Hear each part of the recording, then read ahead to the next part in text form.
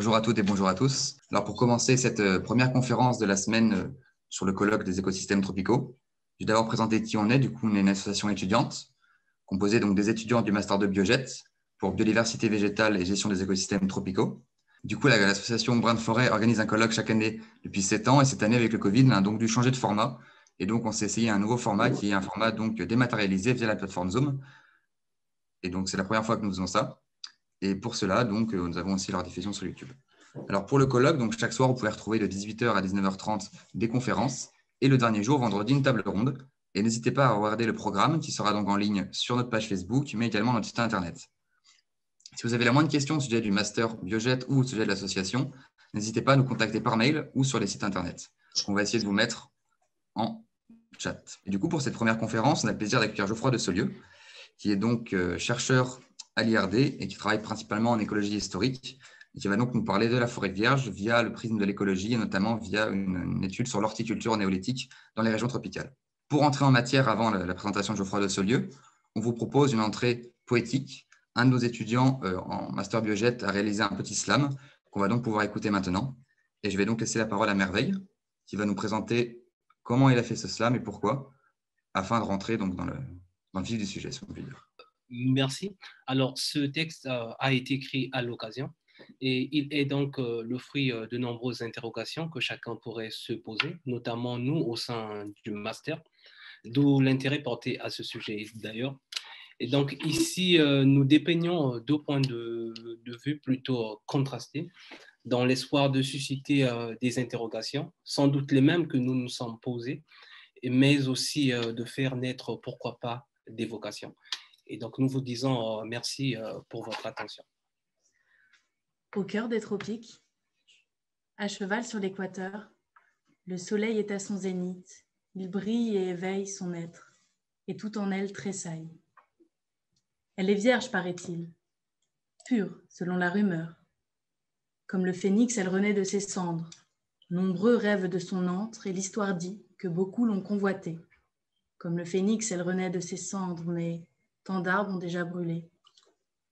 Elle a fière allure, à la fois belle et sauvage, bordée par de magnifiques rivages, foisonnante et humide. À son âge, plus rien ne l'impressionne.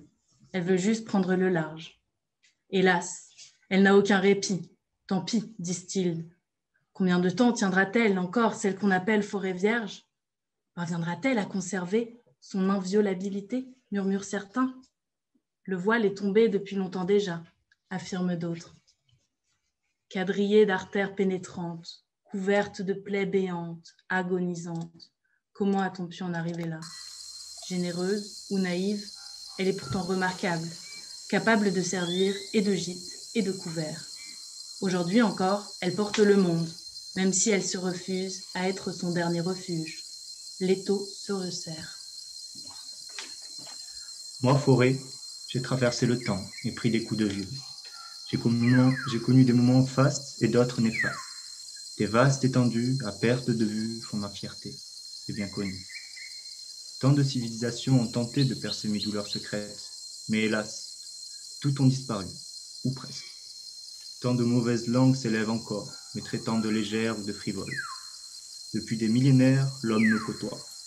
Il sculpte mes contours, profite de mon ignorance avec son arrogance. Mais moi, je ne me plains pas. Soit je sers, soit on m'enterre. Mais dans tous les cas, c'est lui qui perd. Le cynique lui dit : Arrête de te plaindre, peu importe les saisons. Qu'il fasse beau, qu'il fasse nuit, tu déploies ta beauté. Tu as passé les saisons comme tu l'as dit, pourtant je ne vois aucun signe de maladie. Ta souffrance est anodine, après chaque catastrophe tu te dandines allègrement. Tu dois clamer ton aisance et non ta souffrance. Depuis le début, tu as été l'objet d'une attention particulière, tu as su captiver les regards. Et moi encore aujourd'hui, je porte sur toi cet air hagard. Alors, circule et vis ta vie, profite du temps, car il fait beau dehors. Circule, dis-tu?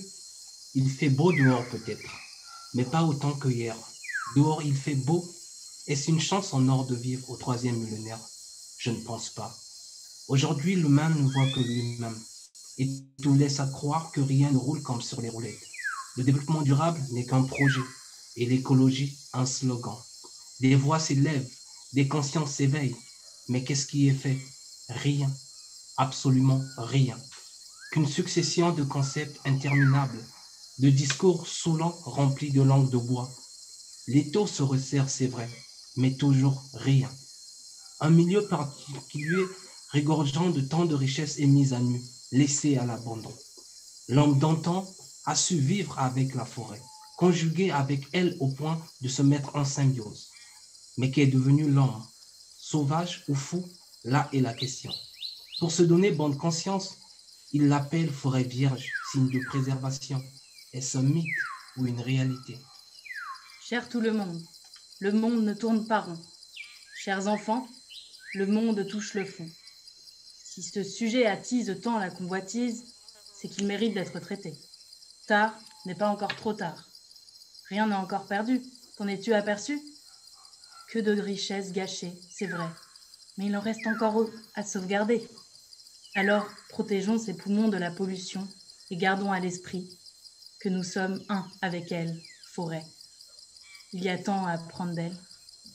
Après tout, si elle meurt, nous mourrons. Alors voilà, donc j'espère que ce slam vous a plu. On s'excuse d'avance pour le petit problème technique qu'on a eu avec le son au début. Et maintenant, on va pouvoir laisser la parole à Geoffroy de Saulieu. Donc bonjour monsieur de Saulieu. Il va donc pouvoir nous parler donc de la conférence.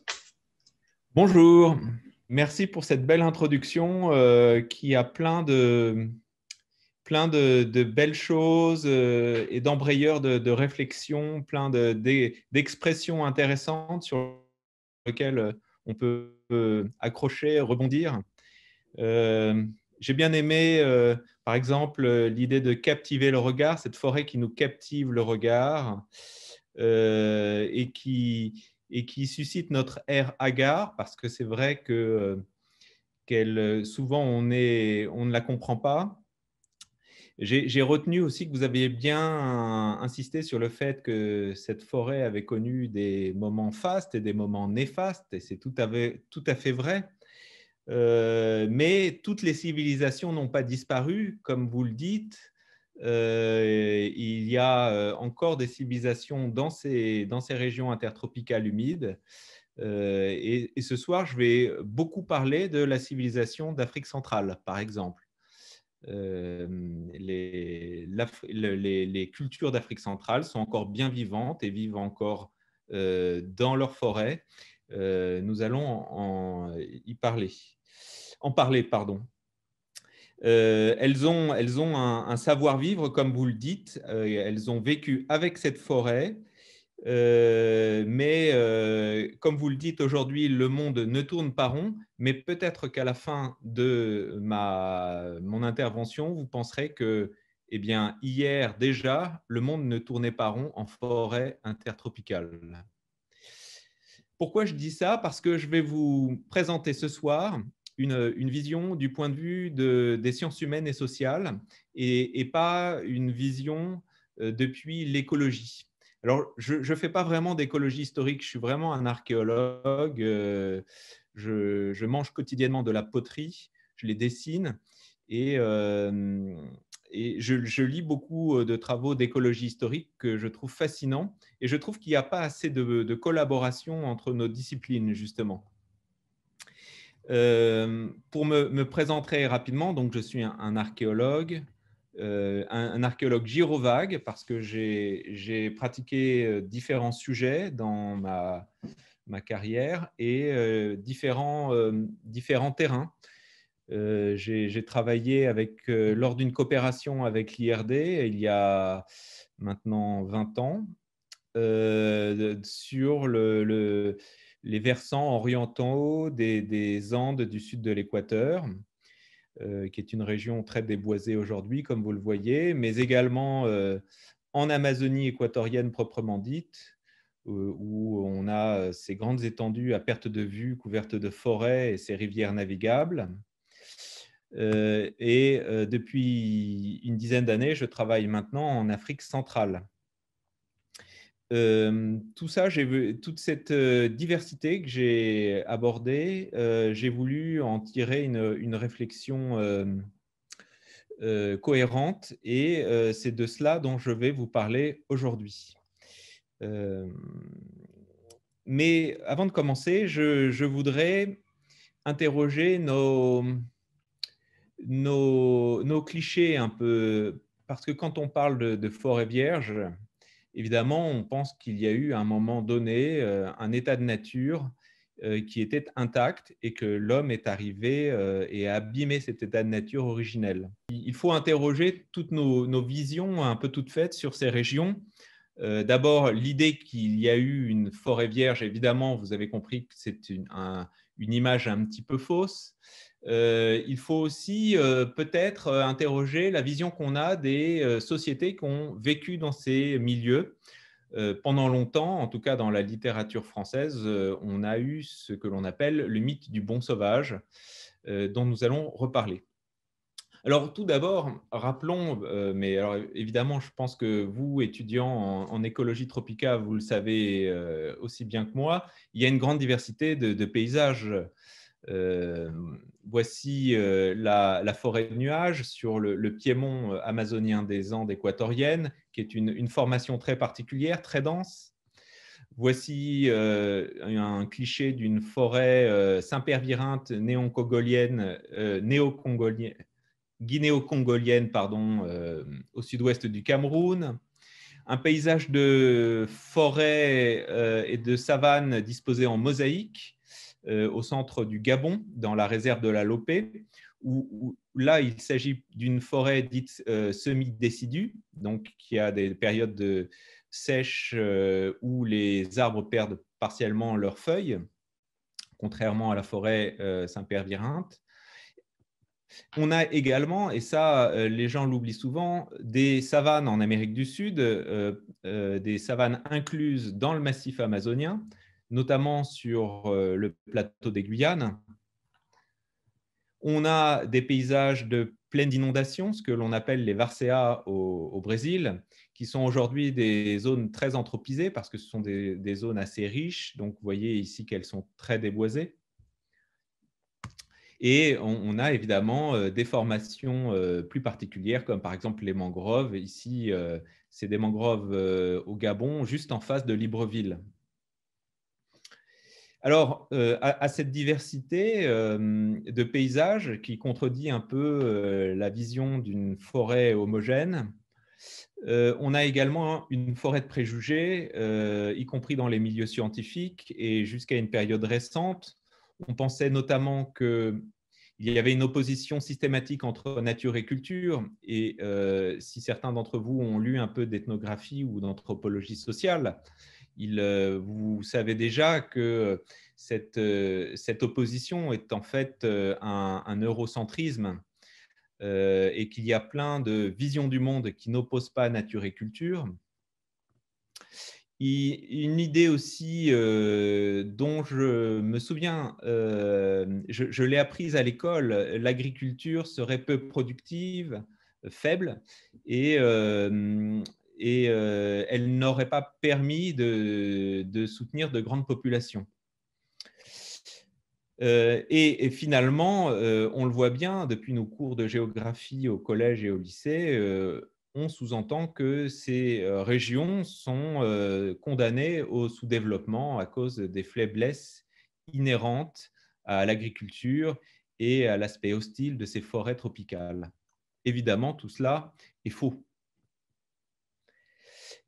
Elle est fausse, mais elle a une origine. Depuis le contact des Européens avec l'Amérique, on a eu des témoignages très saisissants, dont voici quelques exemples et dont je vous conseille la lecture. Ce sont des textes faciles à lire et qui sont absolument passionnants et qui ont été des vrais best-sellers à leur époque.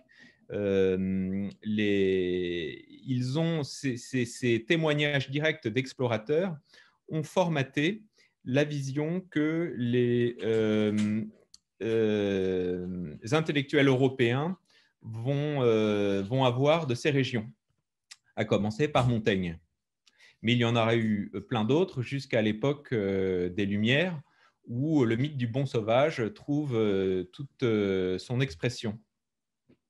Si bien que lorsqu'on arrive au XXe siècle, on en arrive à une vision des populations autochtones qui est très dévalorisante, où l'on finalement pense que leurs expressions culturelles sont soumises aux conditions écologiques. C'est ce qu'on appelle l'écologie culturelle. Et ce courant de pensée est vraiment à son apogée dans les années 1970, avec notamment l'archéologue américaniste Betty Meggers, qui publie ce livre, Amazonia, Man and Culture in a Counterfeit Paradise, c'est-à-dire l'homme et la culture dans un paradis contrefait. Vous voyez l'idée, il y a une richesse d'apparence et en réalité, ce sont des milieux hostiles. C'est ça ce que veut dire le titre. Le seul problème, c'est que depuis de nombreuses années, l'ethnologie tend à montrer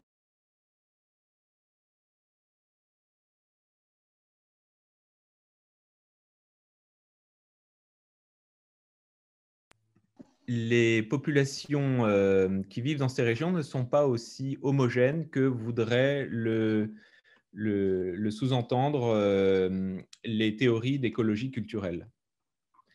Et on trouve des populations extrêmement diverses, à commencer par des chasseurs-cueilleurs, comme ici une hutte pygmée du sud du Cameroun, qui vivent en symbiose avec des horticulteurs bantous, dont voici une maison, toujours dans la même région. On a également des horticulteurs sédentaires non bantous. On a toute une palette de développements sociaux qui sont extrêmement divers et qui vont jusqu'à l'existence de véritables États, de véritables royaumes, comme ici à l'ouest du Cameroun. Ces formations sociales sont en complète contradiction avec les théories d'écologie culturelle qui voudraient qu'il n'y ait pas de développement de sociétés complexes, entre guillemets, dans ces régions intertropicales humides à cause des contraintes écologiques et notamment à cause de la pauvreté agricole des sols. Il y a également l'apport de l'archéologie qui a montré dès les années 70 qu'il y a pourtant eu des vestiges de sociétés extrêmement développées dans ces régions, comme ici par exemple en Amazonie équatorienne, la vallée de Lupano, où on a des dizaines, même des centaines de complexes monumentaux de ce type qui sont constitués de monticules de terre qui peuvent atteindre une dizaine de mètres de haut et qui ont exigé des main-d'œuvre importantes, bien organisées pour leur construction et qui, par conséquent, suggèrent d'autres formations sociales que celles qui étaient attendues par les hypothèses de l'écologie culturelle.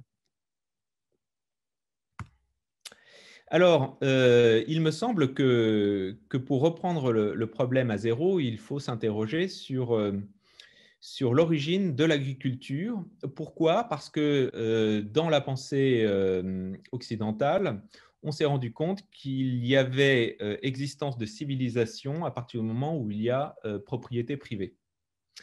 C'est d'abord pendant les Lumières que l'on a découvert cette dimension et c'est par la suite, avec la pensée marxiste, qu'on a insisté sur l'importance de cette propriété privée dans la création du capital qui va déboucher sur le capitalisme. Or, les exemples que l'on a en région intertropicale, qu'ils soient ethnographiques ou archéologiques, ont eu lieu dans des régions où il n'y a jamais eu de propriété privée. Donc, pour démêler ce problème et se demander d'où vient ce développement complexe de ces sociétés, il faut remonter à ce que l'on pense être l'origine de la propriété privée en Europe, c'est-à-dire à l'émergence de l'agriculture. Alors, il faut sans doute reprendre les différentes hypothèses que l'on a sur la naissance de l'agriculture. On a souvent eu différentes hypothèses en Europe, mais il me semble que celle qui est la plus pertinente à l'heure actuelle pour expliquer partout dans le monde l'existence de l'agriculture, qui est quand même un phénomène mondial, c'est vraiment l'hypothèse d'Alain Testard qui est la plus pertinente. Elle part du constat qu'il y a une inflation d'inventions à la fin du Pléistocène et au début de l'Holocène qui enrichit la vie matérielle et les cultures archéologiques des chasseurs-cueilleurs. Ces derniers sont peu à peu envahis par un univers matériel de plus en plus encombrant et en quelque sorte, ils auraient été ralentis de plus en plus dans leur mobilité à cause de cet univers matériel. En diminuant la mobilité, ils auraient été obligés de développer d'autres ressources alimentaires compensant leur moindre mobilité.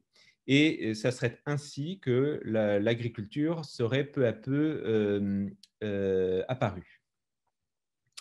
Cette hypothèse fonctionne très bien à peu près partout, et notamment dans les régions intertropicales. Mais en région intertropicale, il lui manque toutefois une dimension dont nous allons parler. Si l'on regarde, avant de continuer, la carte des foyers de domestication des plantes dans le monde, on se rend compte tout d'abord que les foyers de domestication des plantes sont beaucoup plus nombreux en région intertropicale humide. Elles sont plus nombreuses et également elles dénotent de différences importantes dans la nature des processus qui ont lieu. Quelles sont ces différences? Alors, il y a plein de différences. On peut citer par exemple que dans l'agriculture céréale telle que nous la pratiquons en Europe, on a besoin de stocker les grains pour l'alimentation, mais également pour reproduire les cultures. On a besoin d'associer cette agriculture végétale à une domestication animale, notamment pour fumer les terres. Sinon, on a une perte de fertilité qui est catastrophique. Et on a également un modèle archéologique qui commence à être bien connu, que l'on appelle la révolution néolithique, qui est en fait l'installation des sociétés d'agriculteurs en Europe, qui se fait par une vague qui vient du Proche-Orient et qui apporte un package économique et social déjà prêt et l'importe et le transplante en Europe. Cette installation est définitive. Les néolithiques avancent en Europe de manière définitive comme un espèce de front qui fait disparaître les chasseurs-cueilleurs. Tout cela est très différent des modèles qu'on a en archéologie intertropicale. Pourquoi? Parce qu'il n'y a pas ou peu de stockage alimentaire. Il n'y a pas ou peu de domestication animale. Quand elle existe, elle n'a pas vraiment un but alimentaire, ni de fumage des terres. Elle a en réalité soit un but rituel, soit un but comptable. Nous n'aurons probablement pas le temps d'en parler, mais c'est très différent de l'élevage dans nos régions tempérées. Et il faut aussi noter que l'horticulture intertropicale est très progressive dans son apparition. Elle apparaît en mosaïque, elle n'est pas homogène partout, et elle est non définitive, car jusqu'au XXe siècle, on aura eu affaire à des sociétés qui peuvent, d'horticulteurs, redevenir chasseurs-cueilleurs, ou également avoir des cas différents, par exemple de villageois sédentaires qui vivent exactement comme des horticulteurs classiques, mais dont la subsistance repose sur la chasse et la cueillette. Donc, on a un monde qui semble très paradoxal par rapport au modèle du néolithique européen. Pour finir, je dirais qu'en Europe, on oppose l'agriculture et la chasse et la cueillette. Dans les régions intertropicales, l'horticulteur reste un chasseur-cueilleur. Et pour quelle raison? Eh bien parce que la majorité des protéines animales proviennent de la chasse. Alors, on va prendre quelques exemples pour voir que cette opposition entre chasseurs-cueilleurs et agriculteurs est très, très légère dans les régions intertropicales. Prenons d'abord un exemple sud-américain, les Nucac, qui sont des chasseurs-cueilleurs très mobiles aux confins du Brésil et de la Colombie. Vous voyez là, le chasseur a un immense bâton qui est en réalité une sarbacane avec lesquelles il chasse notamment les singes. Donc, ce sont des grands chasseurs et également des grands collecteurs. On ramasse des fruits, on récolte le miel, comme vous le voyez sur ces photos. Alors, pour être un peu plus précis, les groupes sont modestes, 10 à 40 individus. Ils sont extrêmement mobiles. On reste 3 jours sur un camp et on le déplace ensuite en moyenne de 8 km. Et ce qui est intéressant de noter, c'est que s'ils utilisent une centaine de variétés végétales, et il y en a 90 qui sont complètement sauvages, c'est de la cueillette pure, mais il y en a tout de même 23 qui sont cultivés ou qui sont exploités de manière extrêmement proche d'une culture. Vous voyez donc que ces chasseurs-cueilleurs, qui sont parmi les plus mobiles de la forêt amazonienne, sont pourtant des gens qui n'ignorent pas les techniques agricoles. Alors, voilà à quoi ressemble un campement NUCAC.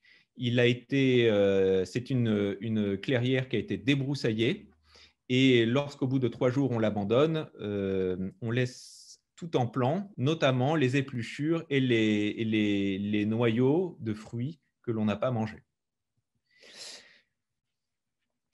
Ces déchets, et notamment les noyaux, profitent du fait qu'ils se trouvent dans une clairière pour germer et ils créent petit à petit des taches de plantes utiles dans la forêt amazonienne. Des taches durables d'ailleurs. Alors, je me suis amusé à faire un petit calcul idiot, je dirais, à partir des données fournies par les ethnologues. Donc, si un groupe NUCAC occupe 70 à 80 camps par an, il altère en moyenne 6400 mètres carrés de forêt par an. En 100 ans, un ensemble de groupes qui se succéderaient modifierait 640 000 mètres carrés, ce qui ferait, dans l'hypothèse qu'il y ait une succession de groupes différents pendant 1000 ans, 6 km carrés, ce qui est énorme. Évidemment, c'est complètement faux puisqu'il y a plein d'autres paramètres qu'il faudrait prendre en compte, mais je voulais vous montrer que même ces chasseurs-cueilleurs qu'on a longtemps pris pour ces bons sauvages proches de la nature dont on parlait au début, sont des gens qui ont une action très claire sur leur environnement. Et nous allons voir que le cas des NUCAC n'est pas du tout une exception. On a des exemples de ce type un peu partout, et notamment en Afrique centrale. Par exemple, chez les pygmées du sud du Cameroun, on a une technique très intéressante de récolte des ignames sauvages. Vous voyez que cette dame pygmée est en train de fabriquer un outil avec, c'est ce qu'on appelle une tarière, une tarière à igname. Elle fend un bout de bois à son extrémité et avec ça, elle va pouvoir creuser en suivant la racine d'un igname pour pouvoir l'extraire. Alors, c'est très intéressant parce que vous voyez que ces ignames peuvent être très profonds. Et donc, cette tarière est absolument nécessaire pour les déterrer. En fait, c'est une sorte de jeu de ping-pong entre la plante et le chasseur-cueilleur. Pourquoi je dis ça? Parce que quand la femme pygmée termine d'extraire l'igname, elle remet une extrémité du tubercule dans la terre, dans le même trou, et elle comble le trou avec de la terre végétale. Ça a deux conséquences principales. Ça permet non seulement à la plante de repousser et de profiter des nutriments qui sont contenus dans la terre végétale, mais en plus, comme la terre est beaucoup plus meuble, le tubercule repousse beaucoup plus facilement et devient beaucoup plus gros que s'il était totalement sauvage. On a une modification phénotypique. Et ce petit jeu de ping-pong entre la plante et le récoltant permet d'augmenter sensiblement la production. Vous voyez qu'on peut avoir des tubercules qui font jusqu'à 30 kg, alors que normalement, ils font 2-3 kg, qu'ils sont peu charnus et plein d'épines. Alors, on a d'autres exemples passionnants chez les pygmées, comme par exemple l'importance des épluchures de cuisine. Hirokazu Yasuoka, qui est un ethnologue japonais, a suivi des groupes pygmées dans la forêt. Et il est revenu 10 ans après dans les campements où il avait vécu avec ces populations. Et en faisant l'inventaire ethnobotanique du sous-bois, il s'est rendu compte que ce sous-bois était enrichi artificiellement de plants d'igname comestibles. Alors, ce ne sont pas les pygmées qui ont planté ces plants, puisque les pygmées sont des chasseurs-cueilleurs, ce ne sont pas des cultivateurs. Mais ils savent très bien qu'en laissant leurs épluchures derrière la case, eh bien, ces épluchures bouturent, elles profitent de la clairière du campement pour repousser. Et comme l'igname est une liane, elles peuvent envoyer leurs tiges sur les baliveaux qui referment peu à peu la clairière. Et au bout de 10 ans, on a encore ces ignames. On a des surfaces qui sont pratiquement 200% plus riches que les autres parties du sous-bois en igname comestible. Il fabrique ainsi très concrètement de nombreuses tâches de plantes utiles dans la forêt. Et finalement, on a affaire à un phénomène que l'on retrouve en biologie qui s'appelle la construction de niches, avec ces espèces de rétroactions favorables. Alors, on a d'autres processus, notamment avec les arbres fruitiers, comme ici au Gabon, où quand un horticulteur fait une clairière, il épargne les arbres qui lui sont utiles. Ici, il s'agit d'un palmier à huile, Eleis guineensis, qui est en train de repousser et qui est régulièrement débroussaillé par les gens de la région. Et on trouve de nombreux arbres fruitiers, comme ces fruits qui ressemblent à des prunes qui sont délicieux. On les trouve très souvent dans ces régions habitées par des horticulteurs depuis longtemps, parce qu'à force de faire des essarts et de protéger les arbres utiles, on finit par avoir des concentrations plus importantes que dans des forêts qui n'auraient pas été anthropisées.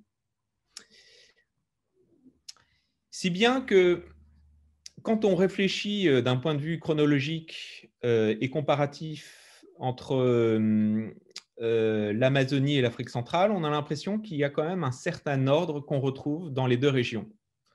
On a une première période entre le début de l'Holocène et grosso modo le premier millénaire avant notre ère, où l'on a une intensification progressive mais sensible de l'utilisation des arbres fruitiers, notamment des palmiers, et des plantes notamment à tubercules. C'est ce que j'ai appelé le type 1 que vous voyez sur ce tableau. Comme nous l'avons vu ensemble avec les quelques exemples que nous avons évoqués, on comprend bien comment cette transition s'est faite progressivement des chasseurs-cueilleurs à des horticulteurs de plus en plus sédentaires grâce à une modification, une accumulation des modifications du paysage impliquées par des techniques de collecte qui peu à peu deviennent des techniques agricoles, horticoles, disons. Et puis, à partir du premier millénaire avant notre ère, on voit intervenir un nouveau paramètre qui est l'existence, ou disons l'utilisation importante d'une céréale. C'est ce que j'appelle le type 2. Alors, cette céréale, notamment le maïs en Amazonie ou le millet en Afrique centrale, n'est probablement jamais décisive dans l'alimentation. Et ce qui est intéressant, c'est que c'est presque toujours une céréale qui sert surtout à brasser des boissons fermentées. N'empêche que l'introduction de cette céréale change tout. Et vous allez comprendre pourquoi. En Afrique centrale, la céréale, c'est le millet, Pennisetum glaucum. C'est une céréale qui n'est pratiquement plus utilisée aujourd'hui dans la région, qui a été remplacée par le maïs, qui a été importé à l'époque coloniale. Mais il y a encore quelques populations qui cultivent le millet, qui est une plante normalement soudanienne, originaire de régions plus sèches et qui a été importée vers 500, 400 avant notre ère dans la région. Vous voyez, ici, il s'agit des expérimentations d'un collègue allemand, Hans-Peter Wotzka, qui voulait démontrer que la culture du millet était possible dans le bassin du Congo. Et vous voyez comme le millet est magnifique. Il a également fait une base de données à la fois ethnobotanique pour montrer notamment les points rouges que vous voyez, que dans les données ethnographiques, on connaissait l'utilisation du millet, mais que jusqu'à maintenant, on n'avait pas vraiment pris en compte dans nos interprétations archéologiques. Et il a mis également les points, vous voyez ces points, ces croix noires dans des points blancs, qui sont en fait des trouvailles de grains de millet dans les contextes archéologiques et qui, quand ils avaient été découverts, avaient beaucoup perturbé les archéologues parce qu'on n'imaginait pas qu'une céréale soudanienne, c'est-à-dire originaire du Sahel et des zones écologiques qu'on appelle le Soudan, pouvait avoir été importé par ces populations forestières. Ce qui est intéressant, c'est qu'en même temps que l'importation de ces céréales en région intertropicale humide, que ce soit le maïs, qui a une histoire un peu différente, mais qui a quand même de grands parallèles, et le millet en Afrique centrale, on a le buissonnement d'importants terrassements qui ont servi à des productions agricoles. Alors ici, c'est surtout des forêts, des photos d'Afrique centrale, mais on a exactement les mêmes structures dans certaines régions d'Amérique du Sud, notamment dans les Guyanes ou en Bolivie. Vous voyez, ces taches un peu plus claires, c'est ce qu'on appelle des champs surélevés. Et ces champs surélevés sont typiques des périodes où on installe l'horticulture de type 2, c'est-à-dire où on garde ce qui précède, les arbres fruitiers et les tubercules, mais où on ajoute en plus une céréale. Alors, on a beaucoup de photos de ces aménagements. Plus on cherche, plus on en trouve. Mon collègue Richard Oslisli en a trouvé plusieurs milliers d'hectares au Gabon, au Congo, dans les deux Congos d'ailleurs, et nous sommes en train de travailler dessus. Alors, ça nous permet de voir qu'avec l'introduction de cette céréale, même si elle n'est pas très importante d'un point de vue alimentaire, il y a quelque chose de fondamental qui change. Alors, remettons un peu tout, je dirais, par terre et réorganisons nos cartes. Dans le type 1, on a peu de déboisement parce que les cultigènes de type 1, que ce soit les arbres fruitiers ou les tubercules, sont des arbres soit de sous-bois, de clairière ou de lisière, mais ce ne sont pas des plantes de plein soleil. On n'a pas vraiment de problème de fertilité et il est bien connu, par exemple, qu'en Amazonie, le manioc tolère parfaitement les terres relativement pauvres. Et on a peu de problèmes de gestion de mauvaises herbes, car souvenez-vous de ces ignames qui sont des plantes qui lancent leurs lianes au-dessus des broussailles. Finalement, le type 1 est une horticulture qui est peu coûteuse en travail. C'est très différent du type 2, où non seulement on garde le même dispositif que dans le type 1, mais où on ajoute ces fameuses céréales.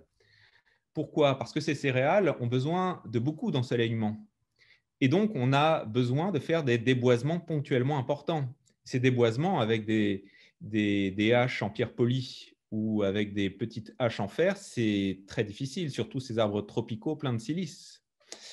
Il faut gérer la fertilité des sols et vous savez qu'au bout de 3 ans, un essar en région intertropicale est épuisé et qu'il faut le changer, il faut le renouveler. Et puis, il faut contrôler les mauvaises herbes parce que ce soit le maïs ou le millet, il peut être concurrencé par les herbacées et autres adventices locales. Par conséquent,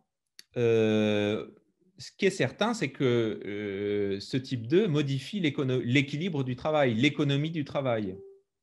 Et de qui parle-t-on quand on parle du travail agricole, que ce soit en Amazonie ou en Afrique? Eh bien, en fait, on parle des femmes.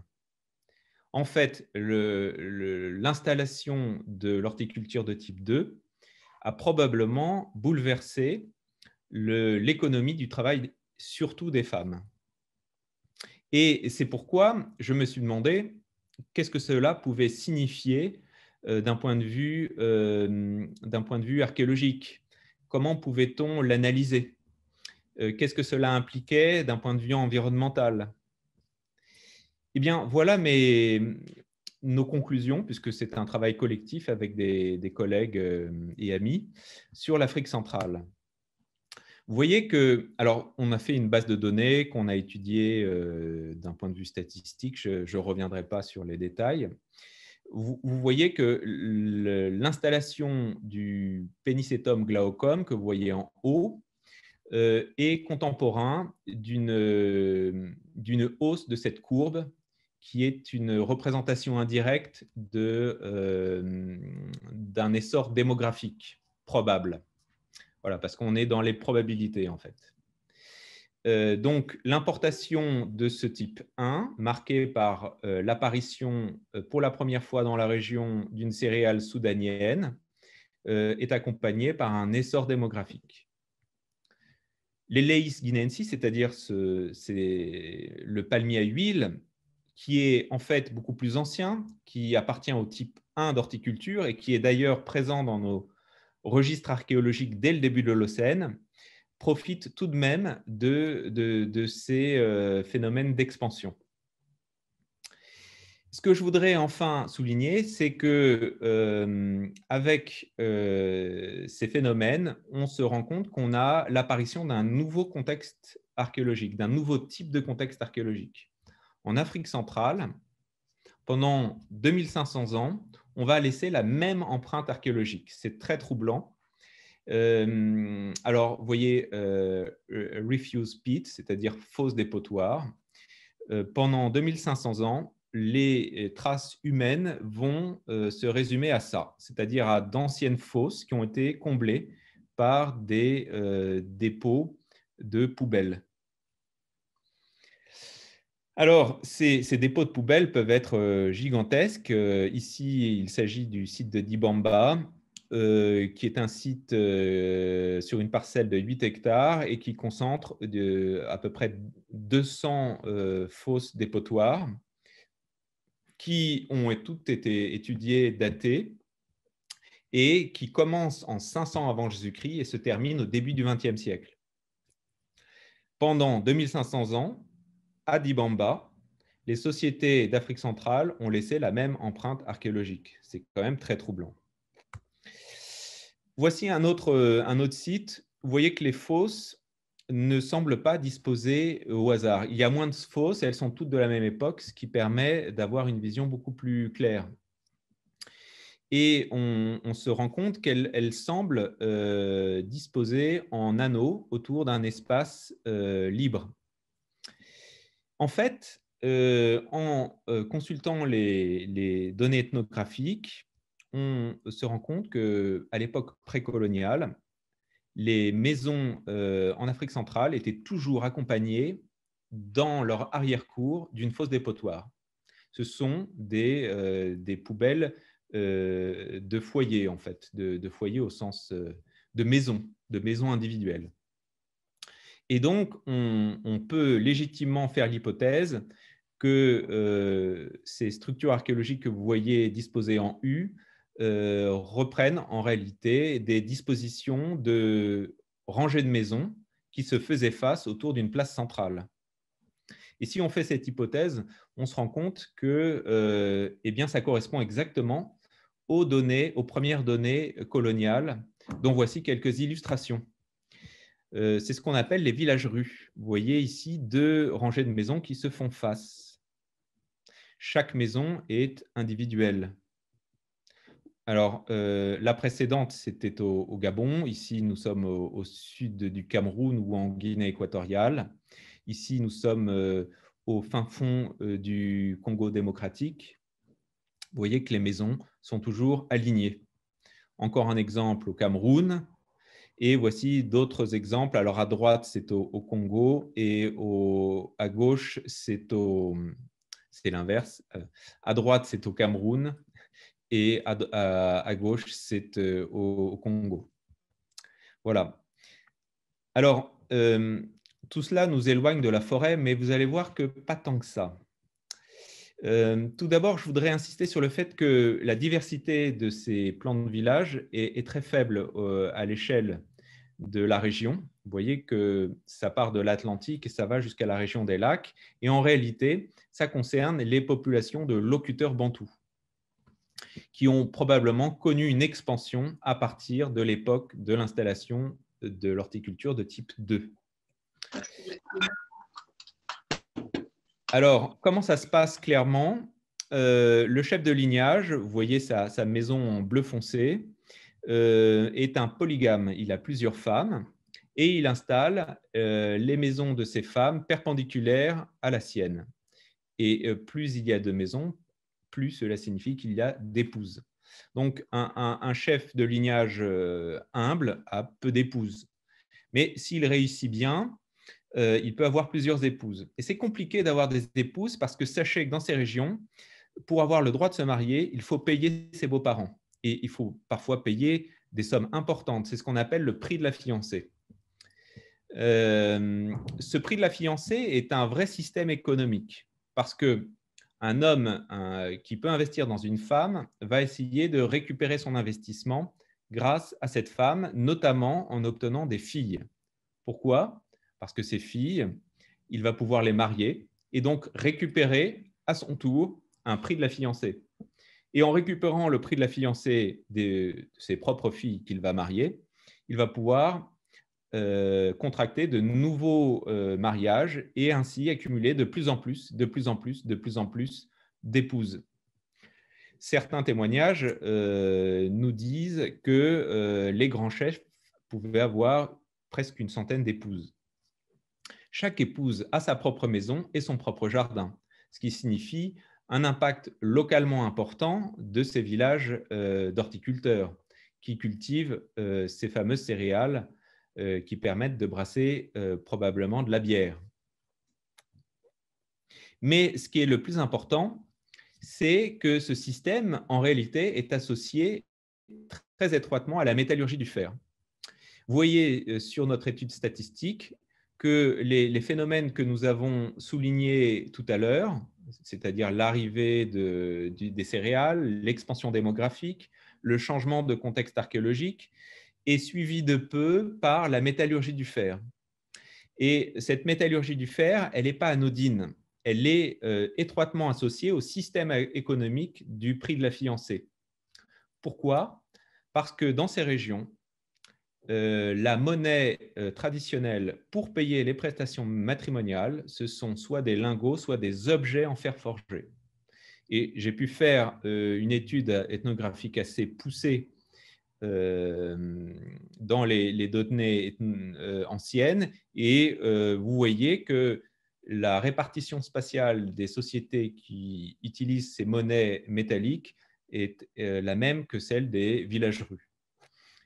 Il faut bien imaginer que ces sociétés qui vont se mettre à forger du fer en région intertropicale vont démultiplier leur ponction en bois. Et ça va avoir des répercussions très importantes sur les équilibres forestiers. Je dirais, juste pour conclure, que ça ne nous étonne pas, nous, les archéologues de terrain, parce qu'il y a peu de sols dans cette région du monde qui soit réellement dépourvue de charbon. On trouve vraiment des charbons partout, dans des confins forestiers qu'on imagine des zones primaires, on peut trouver des charbons dans le sol. Et finalement, si on prend toutes ces pièces du puzzle et qu'on les rassemble, ça paraît cohérent. Finalement, tout ça a un air de déjà-vu. Finalement, est-ce qu'on n'aurait pas affaire à une sorte de western où on aurait la belle et la bonne forêt qui est toujours prête à donner ce qu'elle a de meilleur, une horticulture intertropicale qui petit à petit va rentrer comme une brute dans le paysage et de plus en plus fortement jusqu'à aujourd'hui, et finalement un truand qui veut nous faire croire que pour aimer, il faut payer. Je vous remercie et j'attends vos questions. Alors, merci pour votre conférence, qui était vraiment très intéressante et qui nous permet de voir et un peu de déconstruire aussi tous ces préjugés qu'on pouvait avoir sur la forêt tropicale et de voir notamment qu'avant l'horticulture même, l'homme avait une action sur son environnement, qu'il a modifié ce dernier, ce qui est souvent pas très connu du grand public, si on peut dire. Et du coup, on peut prendre vos questions maintenant. On pourrait même commencer par une première question, qui serait de savoir si la diversité des écosystèmes induit une diversité de sociétés humaines ou pas, au final, au niveau des zones tropicales, selon vous. C'est difficile, je pense, de faire une corrélation entre les organisations sociales et les paysages naturels, puisque nous ne sommes pas tout à fait des animaux comme les autres. Et il y a probablement des variations, des choses qui modifient ces variations. Ce que je crois important, et c'est ce que j'ai essayé de montrer, c'est que ce qui est fondamental pour comprendre ces interactions, c'est la dimension culturelle. Culturelle au sens social, politique et symbolique. Et donc, on peut difficilement corréler des types de paysages avec des types sociaux. Est-ce que j'ai répondu à votre question? Oui, ça y répond en partie. Et on pourrait aussi vous poser la question suivante, qui serait de savoir si toute l'empreinte géologique qu'on a pu voir dans les fosses de dépotoir, est-ce que ça pourrait être utilisé pour dater l'Anthropocène, par exemple, de ce point de vue-là? J'adore votre question. Oui, absolument. Je pense que vous savez qu'il y a eu des travaux récents, des publications internationales qui tendent à faire commencer l'Anthropocène dès 8000 avant notre ère. Et je pense qu'en fait, si l'on prend au sérieux cette montée en puissance progressive mais certaine de l'horticulture dans cette région, c'est très cohérent.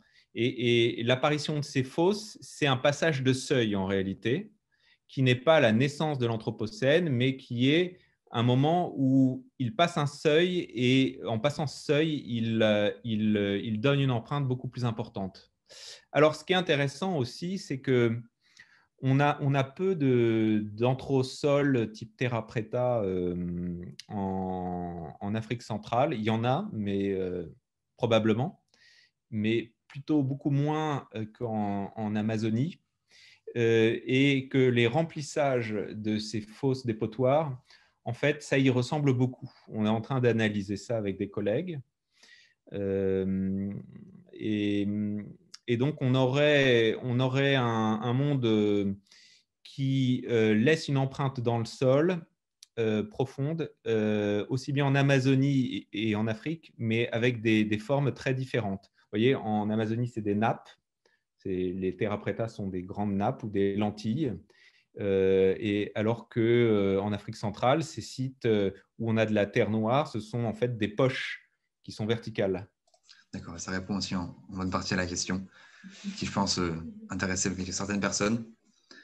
Et quand vous avez abordé le sujet des maisons individuelles qui étaient face à face, est-ce qu'on aurait là, en quelque sorte, une présence d'indices concernant la propriété privée et de cette conception de propriété privée?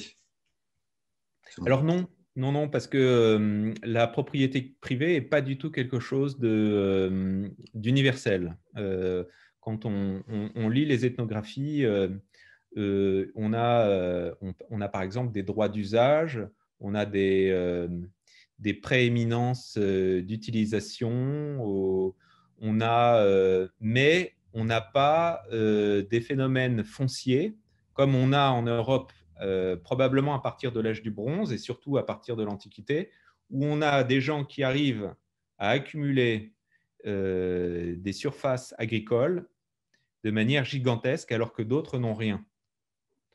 Et où ceux qui n'ont rien sont obligés de travailler pour ceux qui ont tout et qui ne sont pas là à travailler dans leur champ.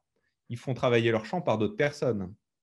On n'a jamais ce phénomène dans ces régions intertropicales où généralement la parcelle qui est cultivée appartient à celle qui la cultive, même il peut y avoir des préséances symboliques, par exemple avec des chefs de terre, c'est fréquent en Afrique, ou d'autres phénomènes comme l'esclavage, où on peut avoir effectivement des esclaves. C'est des sociétés en Afrique centrale qui ont été très esclavagistes, en fait. Il y avait beaucoup d'esclaves, jusqu'à une période récente d'ailleurs, où on peut effectivement avoir des gens qui travaillent pour un maître, mais c'est l'esclave qui appartient au maître, mais il travaille une parcelle qui n'appartient pas définitivement au maître. Vous voyez ce que je veux dire? Ce qui montre qu'en réalité, la clé de l'économie de ces sociétés en Afrique centrale n'est pas fondée sur la propriété. La richesse, ce n'est pas la surface agricole. La richesse, c'est les gens.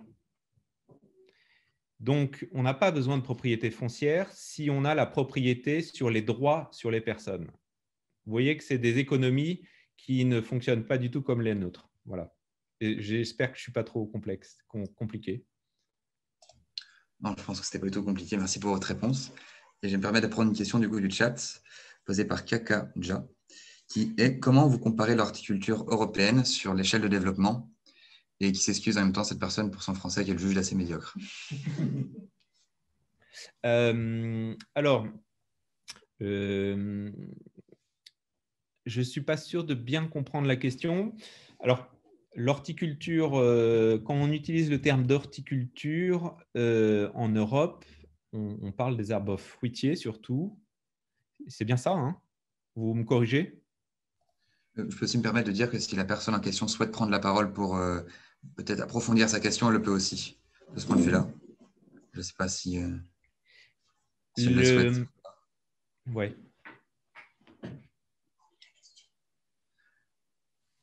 Non, je n'ai pas l'impression qu'elle prenne la parole. En fait, l'horticulture, c'est vrai qu'il y a une dimension horticole dans l'agriculture européenne, qu'il n'y a pas que la culture des céréales. À certains moments du néolithique et au début de l'Antiquité, on a l'adoption et le développement des arbres fruitiers dans le système agricole européen. Notamment, par exemple, au 5e millénaire, on a l'importation de l'olivier, qui est une forme d'horticulture. Et puis, on a après l'importation des arbres fruitiers, des poiriers, des pêchers, etc.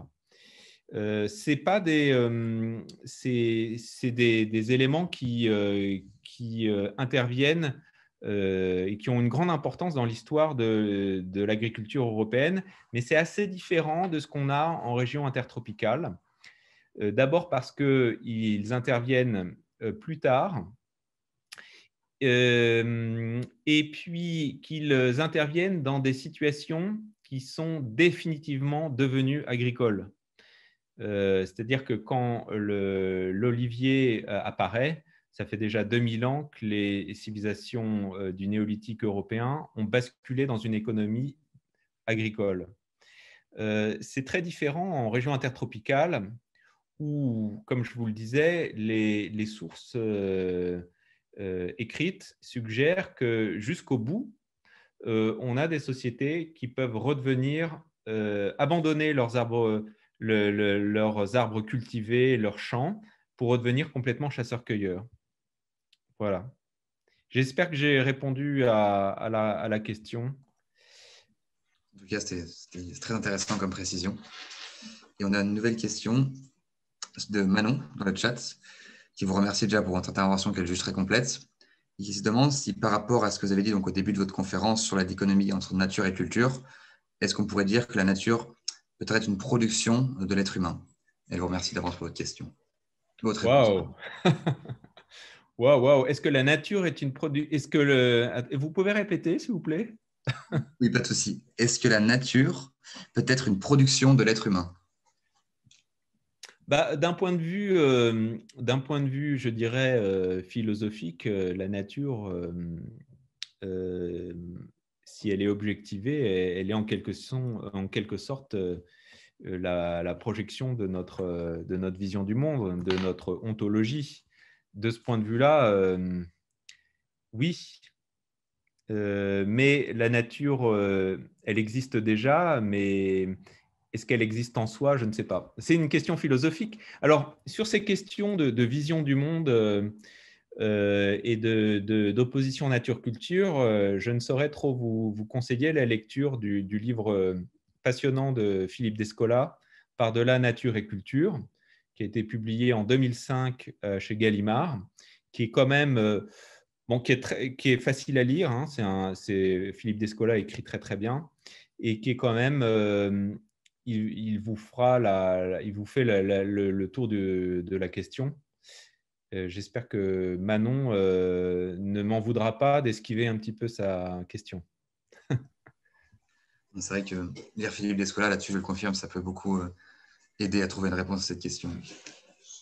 Du coup, on a JB Doridan qui semble avoir posé une question également, et qui demande si l'action de ces civilisations a réellement eu un impact sur les forêts qui ont une surface assez importante comme l'Amazonie ou l'Afrique centrale. Absolument, absolument. Alors, pour l'Amazonie, vous avez plusieurs livres hein, qui sont sortis récemment sur ce sujet, notamment de Stéphane Rostin. Alors, vous avez en 2017 et 2018 aux éditions Actes Sud et Belin 2 livres d'écologie qui traitent de l'écologie historique et de l'impact de l'homme sur les forêts. Et en fait, c'est très difficile aujourd'hui à admettre que ces grandes étendues de forêt ont été fortement modelées par l'homme, parce que les sociétés qui étaient finalement les plus importantes ont très rapidement disparu. Le contact avec les Européens a déclenché une bombe épidémiologique en Amérique du Sud, et en l'espace de 50 ou 100 ans, on a eu 90% de la population qui a disparu.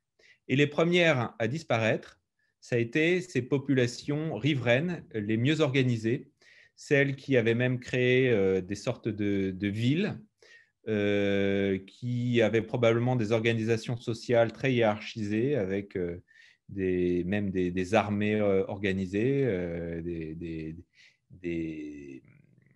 des réserves importantes. Enfin, on a quelques textes qui sont absolument saisissants. Et ces sociétés ont eu un gros impact sur l'environnement. Alors, par exemple, à titre d'exemple, dans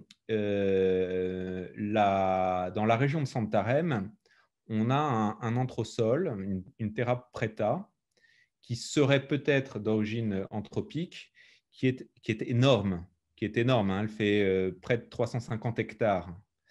Et ça correspond assez bien avec les textes des tout premiers visiteurs européens de la région qui décrivent des villes pratiquement en continu le long du bas Amazone. Alors, ces populations ont eu un gros impact cumulé, parce qu'il faut voir que c'est un impact cumulé. Et en Afrique centrale, on a sans doute eu un impact moins important, mais tout de même compensé par le fait qu'il y a eu la métallurgie. Et donc, on a eu on a eu une ponction importante de bois, en plus des essarts pour l'agriculture. On a des signaux environnementaux qui sont très troublants en Afrique centrale. Et on ne sait pas encore bien les interpréter. Il y a encore des débats d'interprétation pour savoir s'il n'y a pas une aide climatique à la modification du climat. Mais moi, je pense plutôt pour un impact humain, parce qu'une fois de plus, je vous le dis, chaque fois qu'on met une tarière dans un sol qu'on fait un sondage, on finit toujours par trouver un grain de charbon. Et ces grains de charbon ne sont pas naturels. D'accord, merci pour cette réponse assez détaillée. Je vais aussi me permettre de prendre du coup, les questions qu'on a eues sur notre live sur YouTube, notamment une question de Jules Lecomte, qui vous remercie pour votre présentation tout d'abord, et qui précise que sa question s'éloigne peut-être un peu du sujet, mais qui la pose. Donc, avec la démographie actuelle, un retour à des modèles horticoles ou agricoles passés est-elle possible et souhaitable? Alors, je pense qu'elle est possible, elle est déjà en cours dans plein d'endroits et elle est tout à fait souhaitable. On le voit dans l'histoire de l'Amazonie. Avant le contact avec les Européens, à cette période où on avait des accumulations démographiques importantes en Amazonie, on avait très probablement des formes très proches de l'agroforesterie qui était développée et qui avait au moins l'avantage de ne pas créer une déforestation aussi importante que quand on a du bétail, comme aujourd'hui. Parce qu'il faut vraiment le dire, ce ne sont pas les horticulteurs qui créent de la déforestation, c'est les éleveurs. C'est le fait de vouloir développer des pâturages et surtout des cultures industrielles à soja pour nourrir le bétail que l'on élève en Europe, par exemple. Sachez qu'en France, comme me le rapportait une collègue économiste, Catherine Aubertin, la plupart des aliments pour l'élevage des bovins, c'est du soja brésilien. Et que par conséquent, on encourage, l'air de rien, la déforestation au Brésil, tout en la dénonçant d'un point de vue politique. C'est différent en Afrique centrale où pour l'instant on n'a pas cette dynamique de vouloir absolument développer l'élevage ou l'alimentation pour les bovins. Et donc on a une déforestation moins importante et on a un développement d'une agroforesterie locale qui est quand même bien moins nocive et qui peut même avoir des rétroactions favorables. Dans certains cas, s'il s'agit d'arbres fruitiers, ça permet de donner plus d'aliments à certains animaux comme les singes ou certains animaux de chasse, comme c'était le cas dans le passé. D'accord, merci pour ces précisions et on espère que les forêts africaines resteront conservées assez longtemps face à cette présence. Alors, c'est pas gagné, vous le savez, parce qu'il y a d'abord le problème de l'exploitation du bois. Et puis, on a des zones, excusez-moi, hein, j'en rajoute. Ah, pas de souci. On a des zones qui sont très particulières en Afrique centrale. C'est des tourbières tropicales sur lesquelles pousse la forêt. Parfois, il y a également des zones herbeuses, humides. Ces régions sont des puits de carbone encore plus importants que des forêts tropicales toutes simples.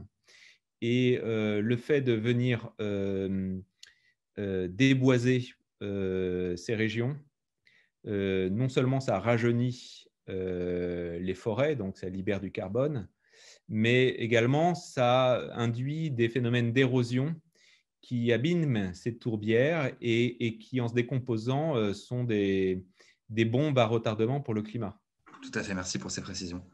Je vais aussi me permettre de reprendre donc une autre question qui a été posée par Hugues, qui demande s'il est possible de faire un parallèle avec la pandémie actuelle et un lien avec les théories de l'effondrement. Alors, oui, il y a certainement… alors, théorie d'effondrement, moi, je n'y crois pas beaucoup parce que la théorie de l'effondrement impliquerait une disparition totale des sociétés humaines et ce n'est pas le cas.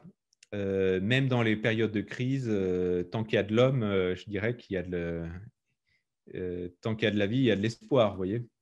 Et très souvent, on a dit que les civilisations, comme la civilisation Maya, avaient disparu. Non, la civilisation Maya n'a pas disparu avec, par exemple, la fin des systèmes urbains au Moyen-Âge.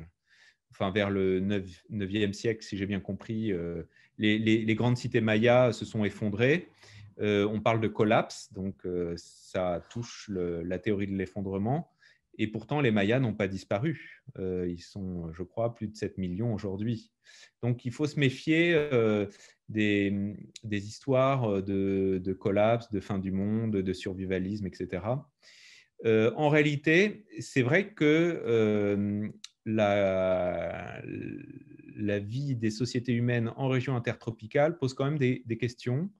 On le voit dans l'histoire notamment de l'Afrique centrale, où on s'est rendu compte qu'après le très fort essor démographique que l'on a vu tout à l'heure, il y a eu une chute très forte. On ne sait pas pourquoi elle a eu lieu, cette chute très forte, mais elle fait penser à des crises épidémiologiques d'ampleur régionale qui auraient peut-être été liées à des caractéristiques qu'on a encore mal compris de ces milieux, notamment quand les populations commencent à se concentrer. Et à l'heure actuelle, on commence à avoir un retour de concentration de population dans ces massifs forestiers, qui sont souvent d'ailleurs des zones maltraitées où les eaux de ruissellement sont mal gérées, etc. Et on peut craindre des bombes démographiques, des bombes épidémiologiques. Pardon. D'accord. Alors, si d'autres personnes auraient peut-être des questions à poser à l'intervenant, manifestez dans le chat ou vous pouvez même prendre la parole, souhaiter les présenter à l'oral. Sinon, nous aurions peut-être, nous, une dernière question à vous poser, notamment sur l'Afrique centrale, et une question autour des mythes et des croyances sacrées, et la place qu'elles auraient dans la formation des paysages forestiers sur un temps long en Afrique centrale. Alors, c'est un sujet que j'ai peu abordé, mais c'est évident que c'est très important parce que on a beaucoup d'arbres sacrés en Afrique centrale, des zones qui sont mises en défense, qui sont vouées à des esprits, où il y a on fait des offrandes, des choses comme ça. Et en tout cas, alors je pourrais évoquer l'Afrique de l'Ouest, qui a également des régions intertropicales humides. On a beaucoup de grandes forêts sacrées en Afrique de l'Ouest. Et ces forêts sacrées sont très importantes parce qu'elles permettent de maintenir un réseau de zones boisées là où il y a de très fortes densités de population. Et on se rend compte qu'il y a un vrai télescopage entre le patrimoine naturel, les questions de maintien de la biodiversité et les croyances locales. C'est des phénomènes très intéressants qui sont étudiés par de nombreux collègues, notamment dans le labo PALOC, dont je fais partie. Et c'est une vraie question. Alors, en Afrique centrale, ça prend des formes un peu différentes de l'Afrique de l'Ouest. Et je voudrais pas dire de bêtises. Voilà. Pas de souci, pas de problème. Du coup, s'il n'y a pas d'autres questions dans le chat, on va peut-être pouvoir commencer à clôturer. En tout cas, votre conférence, je trouve qu'elle introduit parfaitement la semaine qu'on va avoir de conférence. Elle montre vraiment que tous les mythes qu'on a pu avoir sur ces espaces naturels, ils sont peut-être à déconstruire, à revoir et à remettre en question, et peuvent aider à mieux percevoir le monde de demain, peut-être à le penser autrement aussi. Donc, je vous remercie beaucoup pour cette intervention. Je remercie aussi toutes les personnes qui ont pu nous suivre sur YouTube et sur Zoom, qui ont pu poser pas mal de questions. Et je vous rappelle aussi du coup qu'on pourra suivre toutes les autres conférences sur cette thématique des forêts vierges le long de la semaine. Demain, nous allons recevoir Anne Fournier, une chercheuse que vous devez sûrement connaître, M. Geoffroy de Saulieu, qui présentera. Et que j'apprécie beaucoup. Et que vous appréciez beaucoup. Vous pourrez suivre sa conférence si vous le souhaitez demain. Je n'y manquerai pas. Vous n'y manquerez pas, très bien. Et je rappelle quand même le thème aux autres personnes qui sont avec nous, qui sera donc la brousse, source de richesse et porte vers l'invisible, qui permettra donc d'aborder une autre approche que M. de Saulieu sur cette problématique du mythe de la forêt vierge. Enfin, problématique, on peut le voir ou pas comme une problématique. Et je vous rappelle aussi donc qu'on aura une conférence mercredi et jeudi également, et une table ronde vendredi, aux mêmes horaires, donc de 18h à 19h30. Et j'ai plus qu'à vous dire au revoir et vous remercier une dernière fois pour votre présence. Ben, merci à vous en tout cas, c'était un plaisir. Merci, plaisir partagé. Au revoir. Bonne soirée. Au revoir.